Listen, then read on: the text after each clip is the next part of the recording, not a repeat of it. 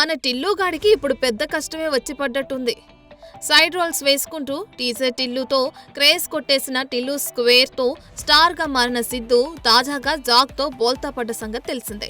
టిల్లు పాత్ర హ్యాంగ్ ఓవర్లోనే Jack cinema చేసిన సిద్ధు ఇందులోని ఏజెంట్ పాత్రలో సెట్ కాలేకపోయాడు. అదే సమయంలో టీజర్ టిల్లు తర్వాత సిద్ధు నుంచి పీక్ ఎంటర్టైన్మెంట్ ఆశించి భంగపడ్డారు ప్రేక్షకులు.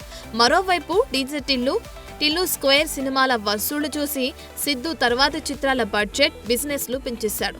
దీంతో జాక్ మూవీకి ఓవర్ బడ్జెట్ అయి నిర్మాత దెబ్బతిన్నాడు. అలాగే ఈ సినిమా మీద ఎక్కువ పెట్టుబడి పెట్టిన బయ్యర్లకు గట్టి దెబ్బే తగిలింది. ఇటు నిర్మాతేమో డెఫిషిట్ లో సినిమాను రిలీజ్ చేశారు. మరోవైపు బయ్యర్లు పెట్టిన పెట్టుబడి వెనక్కి రాలేదు.